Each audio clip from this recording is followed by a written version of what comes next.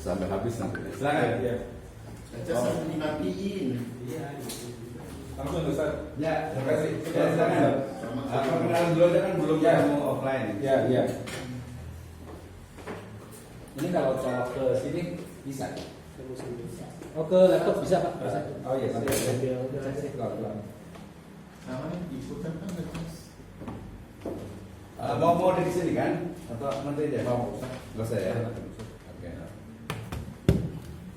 Silakan. Ya.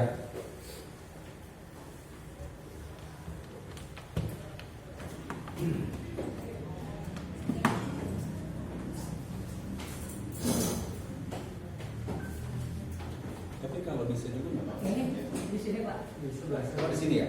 Oh, oke. Apa Ini ini bantu Pak. Apa bantu? Enggak cuma ini aja. Oh, yang PG apa HDM ini? Kayak ada HDMI. HDM itu. Yang itu. Mana tuh? Kalau nggak ada PGH, ada HDMI. Karena ada. Dulunya bisa ya?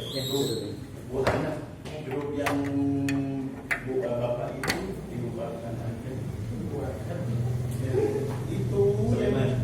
Pak Sulaiman. Nggak masuk ya? Kotak. Ah, wah. Ya nggak jadi karena kan dia kembali lagi dengan Bu Titin sama pakai kuliahnya. Beliau yang ganti Pak. Waduh, mana saya udah Oh, bikin oh. lagi. Pak Sulaiman sama Bu Titin itu Jadi sama. masih malam ya ini lagi. Digasnya. Kembali tugasnya Absen di oleh guru dosen yang absen oleh sudah nggak masuk tapi ya.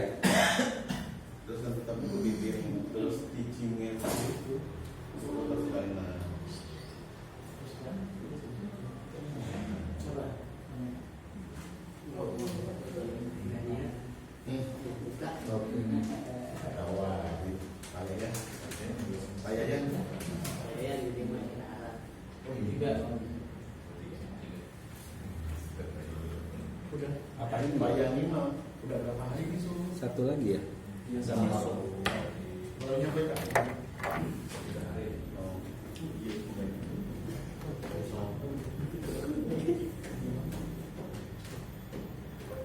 Oke. Ah, Alhamdulillah. Ini cobaan pertama. ya. Oh, presentasi begitu. Baik, terima kasih Bapak Ibu sekalian. Ya. Assalamualaikum warahmatullahi wabarakatuh. Waalaikumsalam.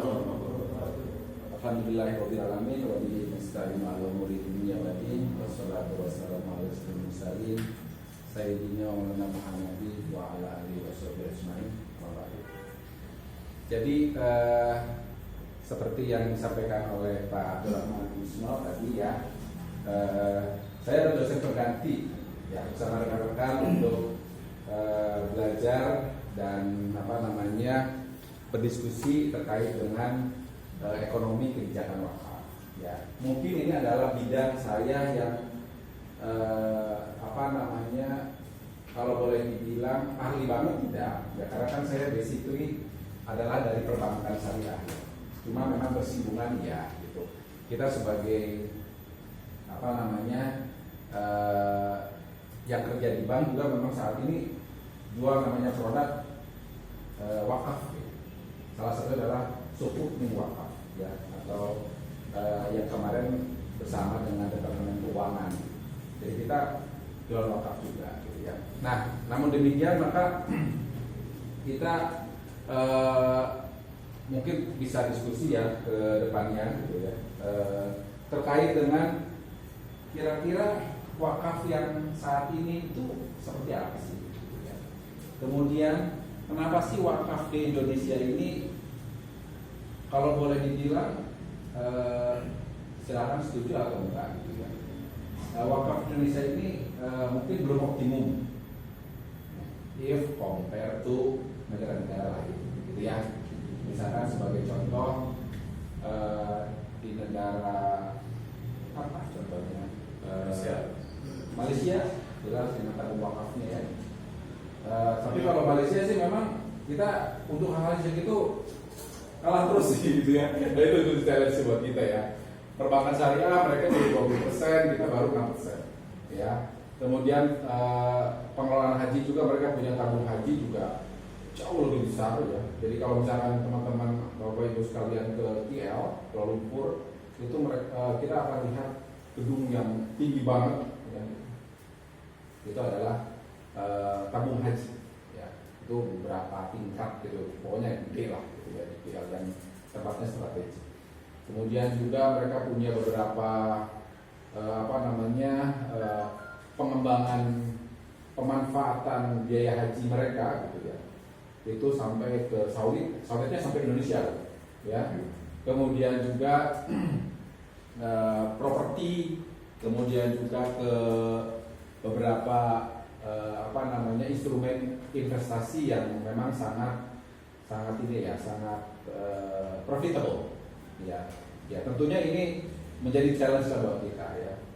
Termasuk sekali lagi adalah tadi yang terkait dengan wakaf ya.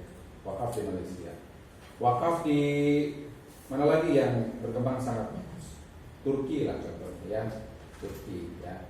Kemudian juga di Saudi Arabia tentunya, sudah pasti. Saudi sudah pasti ini banget ya.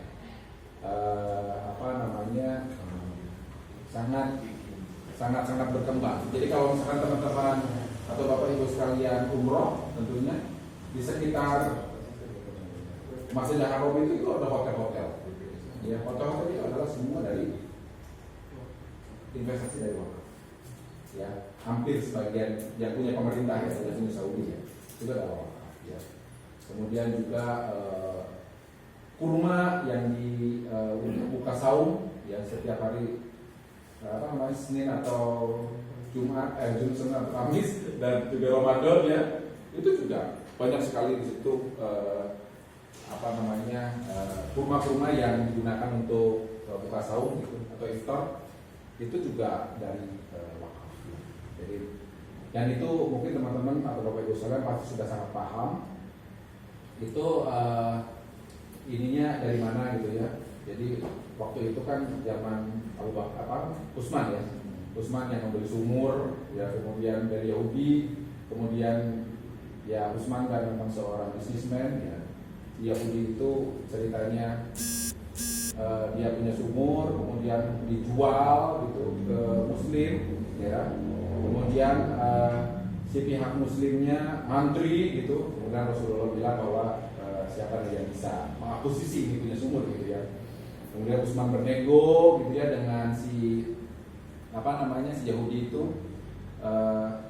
dia bilang kita coba ya, kalau dijual langsung kan mungkin susah ya, tapi kalau kita beli sebentar, katanya hari Senin adalah buat kamu jual ya, nanti saya beli dengan berapa real gitu ya, nanti kita gantian, Senin kamu, Selasa saya, dan seterusnya gitu ya. Nah kemudian si Yahudi itu kan dia tertarik, kemudian dia jual ya.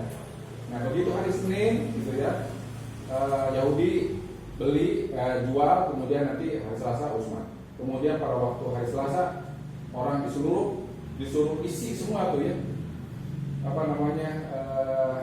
wadah-wadah airnya, gerabah-gerabahnya gitu ya, sehingga yang terjadi adalah waktu Rabunya nanti kan si Yahudinya sepi gitu ya. Lama-kelamaan sepi, akhirnya dijual 100% ke Utsman dan kemudian Utsman sendiri mengelola sumur tersebut, kemudian dia wakafkan hasilnya. Karakteristik wakaf adalah dana pokok tidak boleh hilang, tidak boleh hilang. Ya, artinya, nah dengan begitu maka dia berkembang terus tuh. Kemudian dia beli di sebelahnya adalah gedung kurma dari satu mungkin jadi berapa, jadi banyak gitu ya, sehingga akhirnya itu menjadi dana abadi. Jadi kalau misalkan Bapak Ibu sekalian tahu ya, ada referensi segala macam, ada rekening bank di di Saudi itu adalah yang punya Utsman sampai sekarang. Ya, sampai sekarang. Dikelola sama keturunan. Dikelola sama keturunan dan pemerintah Saudi juga. Ya, sehingga itu adalah cikal bakal dari bagaimana the power of wakaf itu menjadi sangat berkembang. Ya, itu menjadi suatu referensi buat kita juga. Nah, bagaimana kalau Indonesia? Nah, Indonesia kita memang masih punya PR. Ya, punya PR itu artinya jauh ya, maksudnya bukan jangan pesimis tapi ya, maksud saya ya saya sebagai insan perbankan syariah juga ya, basically kadang-kala kenapa sih kok Indonesia ini susah banget gitu ya? Ya bukan berarti kita minta kebijakan pemerintah segala macam gitu ya, tapi bukan berarti kita tetap diam, tapi kita bergerak ya, tetap bergerak dalam artian kita baru 6%, mereka udah 20% di perbankan syariah sendiri. Nah sekarang kita bagaimana untuk mengejar sampai dengan 20% seperti Malaysia? Masalahnya itu adalah market share ya. Kita berkembang ya, kan dibandingkannya dengan konvensional. Kita berkembang 1 triliun, konvensional udah 20 triliun contohnya, jadi agak susah kejarnya gitu karena mereka size-nya jadi agak beda gitu ya. Itu pun dari nanti wakaf gitu ya. Nah, buat Bapak Ibu sekalian ada yang tahu nggak wakaf di Indonesia atau university lah atau apa gitu? Yang selama ini kan kita taunya namanya wakaf itu apa sih? Tanah gitu ya, kuburan gitu ya. Apalagi? Ya, kenapa? Pembangunan ya. Ada nggak kira-kira yang Bapak Ibu sekalian tahu yang sudah besar gitu di Indonesia? Wakaf.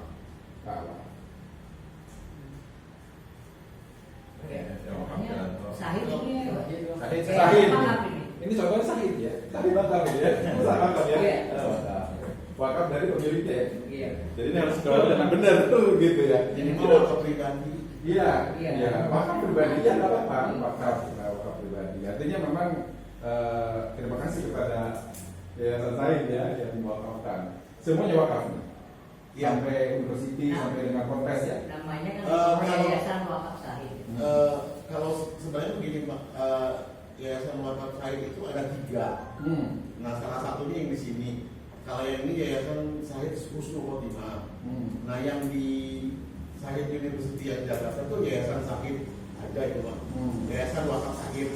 Nah yang di Solo ada satu lagi. Cuma kalau yang memang backgroundnya Islami memang yang ini. Kalau yang 2 itu wakafnya memang bentuknya publis umum. Ya. Tuh hebat ya. Bagaimana kita bisa mencontoh seperti itu?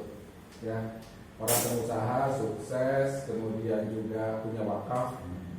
Jadi seperti Usman ya, seperti Usman sampai sekarang rekeningnya masih ada ya. Dan mungkin sekedar jasad ya itu sudah meninggalkan kita, tapi secara amaliyahnya masih kita rasakan. Nah itu mungkin yang kita harus sama-sama cari. Bukan saja kita sebagai mahasiswa yang mungkin nanti masih ada harapan lah untuk itu. Ya. Kan Bapak Ibu sekalian juga saya yakin mungkin mau jadi pengusaha ya atau bagaimana. Nah, salah satu contohnya mungkin yang selain Sahid ini ada juga ya Al-Azhar. Ya Al-Azhar yang masih nama raja itu juga sama ya. Itu juga dari wakaf ya. Kemudian juga Yayasan Sultan Agung kalau masalah yang di Jawa Tengah ya, di Semarang masalah. Itu juga Universitas Sultan Agung yang dari itu juga dari wakaf ya. Jadi memang wakaf itu unik dan kayaknya promising ya kalau kita menjanjikan. Jadi kalau kita fokus di wakaf terus membesarkan wakaf gitu ya. Ini adalah salah satu model bisnis yang sesuai dengan syariah tentunya, gitu ya. Tapi ini bisa mengangkat ekonomi umat, gitu ya. Oke, itu mungkin Bapak Ibu sekalian. Tapi mungkin tidak ini ya, tidak. Terus ini nanti ya. Coba sebentar ya. Mati. Oh ya, oke.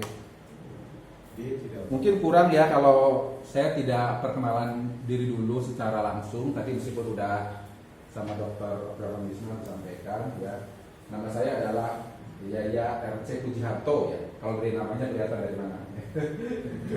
Dari Dia dari saya dari aslinya sebenarnya dari itu ya, dari Jawa Barat juga sih. Ciamis. Dari itu, dari Ini Jawa. RC-nya rakyat Cina, Pak. Ya rumah contoh. Ya, saya dengan Sumedang, tapi kok namanya kayak orang Jawa ya, Pak? iya hybrid. Tidak ada Jawanya, ada Sundanya gitu. Tapi memang nggak tahu betul bapak saya ngasihnya ada oo gitu ya. Tapi meskipun sebenarnya Sunda kan tidak mesti o-nya hilang ya. Contohnya apa? Sado gitu, boboko itu kan Sunda o juga ya. Iya. Ya, saya apa namanya lahirnya di Subang ya. Kemudian udah lama banget di Bogor juga, udah sejak kuliah ya kan ya. Sejak kuliah. Berarti sama beliau ini sama-sama alumni. Ini kayaknya satu angkatan ya? Saya akan berdua kan. 29. Ya, ya betul. Kayaknya pernah kuliah bareng. Ya, betul ya. Jalan pertanian. Iya. Iya, Sampai pertanian. iya. Saya budidaya perikanan, perairan. Saya TK. Oh, ITK, Iya. Iya, iya, iya. Kang Aris. Iya. Kang Aris Endrianto ya. Ya, itu dari sekarang dari Temata juga di pegang wilayah Cirebon. Saya bahkan lebih kenal karena 28 dengan 29. Oh, Keren. betul. Kalau namanya di Ya, salam kenal ya. Iya. Suka pangling ya, Mas, kalau udah sama-sama sepuh. Ya. Saya satunya tadi ya di Bogor. Jadi kalau orang bilang bahwa Darmaga itu jauh, kampus Inais itu jauh katanya ya, saya merasa dekat karena Darmaga. Itu aja ke sini ya.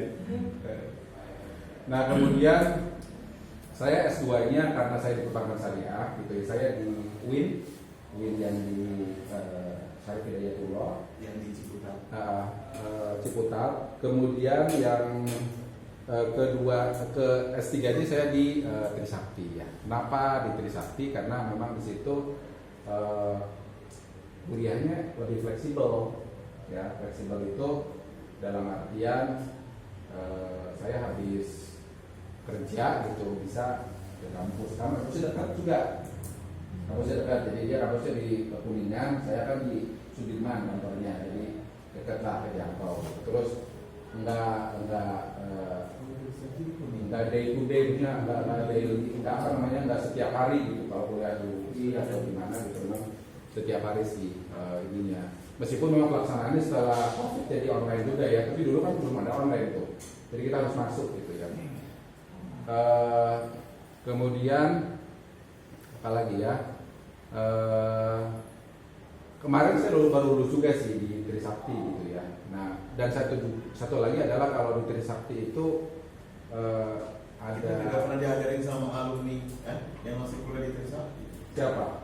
Pak Zahid Muzahidi. Oh, saya udah ini. Dia dulu ngajar ekonomi syariah, kalau nggak salah falsafah ekonomi, falsafah ekonomi, sama politik ekonomi Ya. syariah. Betul. Dari situ memang fokus untuk Islamic Finance ya. Kalau mungkin Bapak Ibu sekalian kenal yang namanya Dr. Masudul, itu memang di situ yang memang punya dosen tetapnya, beliau dari kalau dia itu kan namanya itu IPB, dosen IPB. IPB itu India, Pakistan, Bangladesh. Kan begitu tuh. Di mana-mana ya teman-teman ya. Kalau di industri keuangan syariah juga sama, selalu IPB. India, Pakistan, Bangladesh. Kalau orang itu, nah kebetulan beliau adalah orang India, Bangladesh kalau nggak salah. Bangladesh. Kayak orang Buruj Pak itu. Ya, Bangladesh ya. Tapi dia udah lama di Kanada.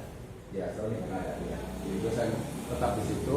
Jadi saya belajar sama beliau itu berapa ya? 3 bulan full tiap hari sampai jam 9. Nah itu sih salah satu latar belakang, dan memang Trisakti itu ngambil spesifik di Islamic Finance-nya kayaknya memang yang pertama. Itu sih mungkin Bapak Ibu sekalian perkenalan dari saya. Ya, saya ada satu lagi, rumah saya di Depok ya. Di Depok di Bojongsari. Saya masih Tapi jalan raya Pak, lu bener sekali. baru 7 putar ya. Apalagi saya saat ini masih kerja aktif dari Senin sampai dengan Jumat ya dari pagi. Jadi kita memang 7-Eleven, tahu 7-Eleven? Berangkat jam 7 sampai jam 11. Dari rumah sampai ke level ini. 7-Eleven ya, kayak gitu. Es krim. Es krim. Jadi saya pegang apa namanya dua bisnis ya, apa namanya mortgage juga terkait dengan konsumer. Udah muter-muter sih, tapi terkait dengan konsumer yang pertama adalah mortgage ya. Ini makanya saya kalau di Bogor sering tuh ketemu di Muslihat gitu ya, terus gimana dan sering keliling-keliling tuh perumahan Rancamaya, nah itu tuh memang kerjaan saya itu ya, cuman. Nah saya pegang Indonesia ya, memang dari ujung ke ujung, tapi untuk syariah aja. Kemudian juga saya pegang juga personal financing ya, itu juga Indonesia gitu. Nah makanya mungkin tadi Pak Misno bilang siapa tuh yang pinginnya apa namanya untuk biaya kuliah ya, itu ada personal financing gitu ya. Nanti teman-teman boleh lah kalau kita lihatin gitu ya. Tapi mungkin teman-teman juga saya tidak menjanjikan akan disetujui gitu ya, karena memang akan mengikuti kaidah-kaidah perbankan gitu. Namun demikian kalau mau ada yang ini kita bisa ada gitu ya. Itu mungkin teman-teman saya punya istri 1 ya, alhamdulillah 1, kemudian anak 3. Yang tambah lagi Pak. Jangan nambah lagi ya. Anak 3 perempuan semua. Jadi saya adalah orang yang paling ganteng di rumah saya sendiri. Tidak ada saingan gitu ya. Saya kan kalau perempuan Ya, yang goreng dia aja. gitu ya. Anak saya yang pertama udah kuliah juga ya, di Linus University. Dia ngambil apa namanya IT ya, informatika dan statistika ya. Kemudian jadi double degree gitulah, tapi 5 tahun, jadinya 10 tahun, 10 semester ya. Kemudian yang kedua baru SMA kelas 3, terus yang terakhir baru SMA. Kayak gitu sih. Cukup ya? Pertanyaannya nggak? Cukup ya? Ya sambil jalan terus saling kenal ya. Di banknya di bank apa? Saya Bang Permata. Oh. Bang Permata yang di Permata Bank, yang kayak di Muslihat kan. Berarti kenal dengan Pak Cahyo ya? Setelah di Indo dia jemputan ya? Cahyo mana nih? Cahyo Pak baca. Cahyo dulu direktur Bank Salam. Oh iya, kenal. Iya. Kenal saya. Nah itu rekan saya. Iya, Cahyo ya kenal. Dulu sekarang kalau nggak salah di itu, Udah punya bank sendiri dia. di Cibitung ya sekarang. Iya. Sekarang ya. Iya, tiga cabang. Sering ketemu di OJK. Mas Cahyo. Nah ini